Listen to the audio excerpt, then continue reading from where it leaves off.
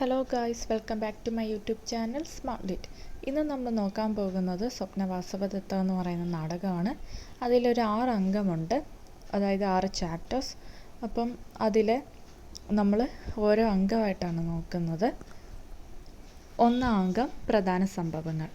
സംഭവ ബഹുലമായ കഥാഭാഗം ഭാസൻ പശ്ചാത്തലത്തിൽ ഒതുക്കിയിട്ട് അത് കഥാപാത്രങ്ങളുടെ മനോമണ്ഡലത്തിനുണ്ടാക്കുന്ന ചലനങ്ങളുടെ ആഴം അളക്കുന്നതാണ് രചനാരീതി.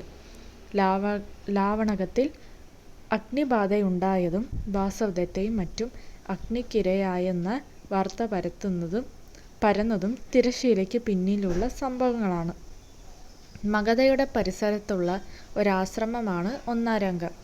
ബ്രാഹ്മണ വേഷം ധരിച്ച് യൗഗന്ധരായണനും അവന്തിക വേഷം പൂണ്ട വാസവദത്തയും ആ ആശ്രമത്തിലെത്തുന്നു.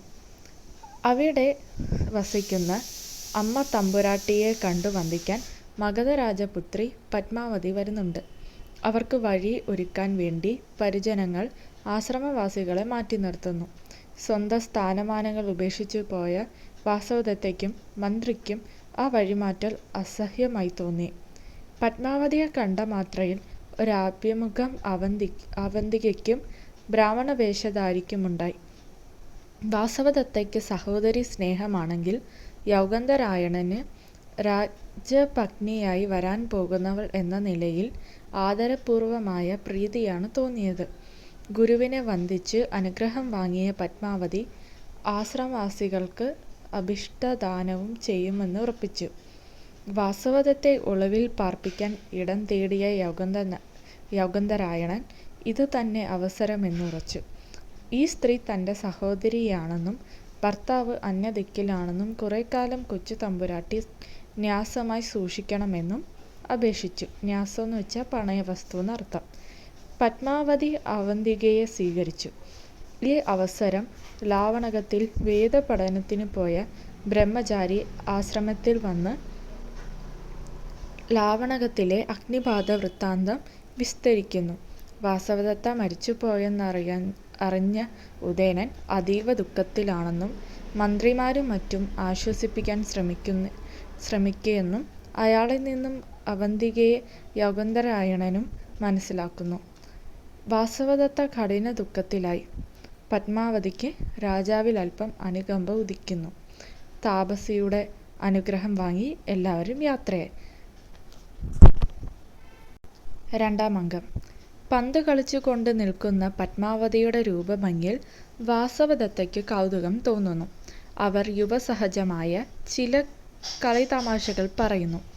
ഉജ്ജയിനിയിലെ മഹാസേനന്റെ പുത്രവധുവാകാൻ പോകുന്ന മഗധരാജപുത്രിയുടെ വാസവദത്തയ്ക്കുള്ള പ്രത്യേക മമത പ്രകാശിക്കുന്നു. എന്നാൽ പത്മാവതിക്ക് ഉദയന മഹാരാജാവിനെയാണ് താൽപ്പര്യമെന്ന് തോഴി അറിയിക്കുന്നത് വാസവദത്തയ്ക്ക് തെല്ല് വിപ്രഭമുണ്ടാക്കുന്നു. കന്യാദാനം നടന്നു കഴിഞ്ഞുവെന്നും അന്ന് തന്നെ കാപ്പുകെട്ടാണെന്നും ധാത്രി അറിയിച്ചു. ഉദയനൻ സുന്ദരനാണെന്നും ആർദ്രഭാവമുള്ളവനാണെന്നും വാസവദത്ത ഓർക്കാതെ പറഞ്ഞു. പ്രിയതമനെ പറ്റിയുള്ള അഭിപ്രായ പ്രകടനം അനവസരത്തിലായതുകൊണ്ട് സത്യമറയ്ക്കാൻ വാസവദത്ത പാടുപെട്ടു. എല്ലാവരും കാപ്പുകെട്ടിന്റെ ഉത്സാഹത്തിൽ മുഴുകിയപ്പോൾ വാസവദത്ത ഹൃദയേശ്വരൻ അന്യാധീനനാകുന്നതിൽ വിഷാദിച്ചു. മൂന്നാം അംഗം. കൊട്ടാരത്തിൽ വിവാഹാഘോഷം കൊഴുത്ത വേളയിൽ വാസവദത്ത ഉദ്യാനത്തിൽ ഒറ്റയ്ക്കിരുന്ന് ദുർവിധിയെ പഴിക്കുന്നു. പത്മാവതിക്ക് വാരണമാല്യം കെട്ടേണ്ടത് വാസവദത്ത തന്നെ വേണമെന്ന് മഹാരാജ്ഞി കൽപ്പിച്ചതനുസരിച്ച് ചേടി പുഷ്പങ്ങളുമായി വരുന്നു. ഭർത്താവിൻ്റെ 2ാം വിവാഹത്തിനുള്ള മാല കെട്ടാൻ വിധി തന്നെ നിയോഗിച്ചതിൽ വാസവദത്ത ദുഃഖിതയായി. ആര്യപുത്രൻ കൂടി സ്വന്തമല്ലാതാകുന്ന ദൗർഭാഗ്യം അസഹ്യം തന്നെ. 4ാം അംഗം. വത്സരാജാവ് 2ാം വിവാഹം കഴിഞ്ഞ് പത്മാവതിയുമായി രതിവിനോദത്തിൽ മുഴുകി. വാസവദത്തെക്കുറിച്ചുള്ള ഓർമ്മ അദ്ദേഹത്തെ ഇടയ്ക്കിടെ കുത്തി നോവിക്കുന്നുണ്ട്. പത്മാവതി ചേടിമാരോടൊപ്പം മധുവിധുകാലത്തെ മധുരാനുഭവങ്ങൾ അയവിറക്കി രസിക്കുന്നു. രാജാവും വസന്തകനും പ്രമദവനത്തിൻ്റെ മറ്റൊരു ഭാഗത്ത് പുതു ദാമ്പത്യത്തിൻ്റെ ഗുണങ്ങൾ ഓർത്തു കഴിയുന്നു. ഇരുകൂട്ടരും തമ്മിൽ കാണുന്നില്ല. ഭർത്താവിൻ്റെ ഗുണഗണങ്ങൾ സപ്തനിയിൽ നിന്നും കേൾക്കാൻ ഇടവന്ന വാസവദത്ത അല്പം ചാരിതാർത്ഥ്യം അനുഭവിക്കുന്നു. വസന്തകന് ഒരു കുസൃതി തോന്നി.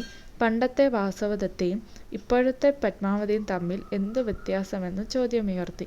പത്മാവതിയുടെ ശീലങ്ങളും സൗന്ദര്യവും തന്നെ ആകർഷിച്ചെങ്കിലും വാസവദത്തയിൽ പതിഞ്ഞ മനസ്സ് പറിച്ചു മാറ്റാനാവില്ലെന്ന് രാജാവ് അഭിപ്രായപ്പെട്ടു. വാസവദത്തയെപ്പറ്റിയുള്ള ഓർമ്മ രാജാവിനെ വിഷാദാത്മകനാക്കി. ഈ അവസരം ലതാമണ്ഡപത്തിൽ മറഞ്ഞു നിന്ന വാസവദത്ത രാജാവിൻ്റെ കണ്ണിൽപ്പെടാതെ പോകുന്നു. പത്മാവതി രാജാവിനെ ആശ്വസിപ്പിക്കാൻ സമീപിക്കുന്നു.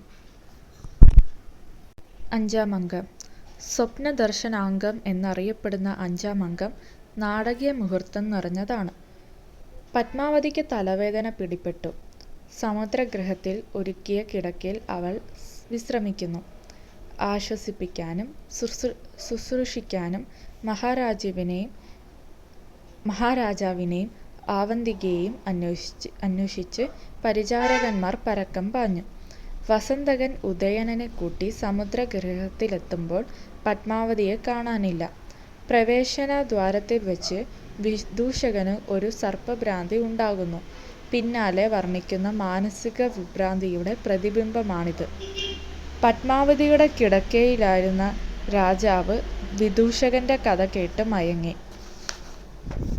അദ്ദേഹത്തെ പുതപ്പിക്കാൻ പുതപ്പ് തേടിപ്പോയ വിദൂഷകൻ വരുന്നതിനുള്ളിൽ വാസവദത്ത അവിടെ എത്തി.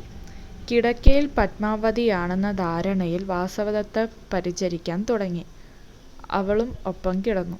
ഉദയൻ സ്വപ്നത്തിൽ വാസവദത്തയെ വിളിച്ചു കേണു.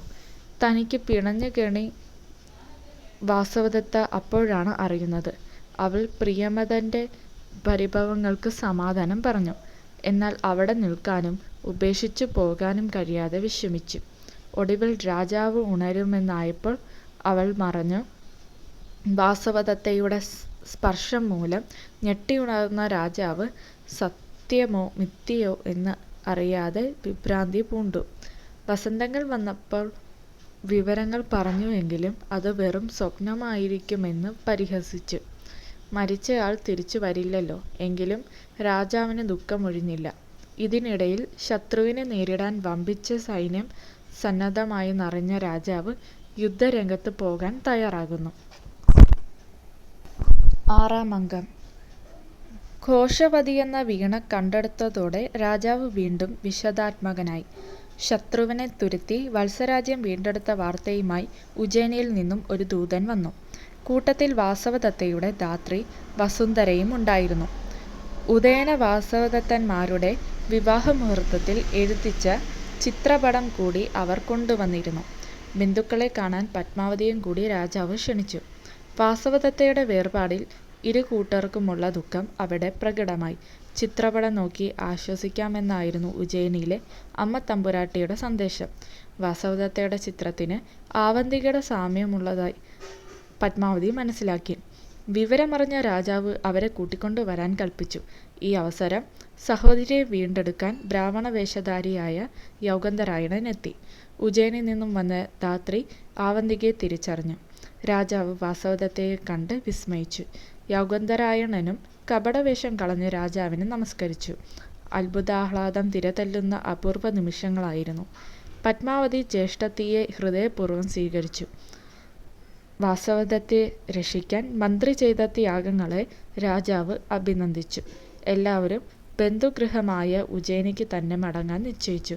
അങ്ങനെ സർവ്വവിധമായ നായികാഭ്യുദയത്തോടുകൂടി നാടകം അവസാനിക്കുന്നു. Thank you.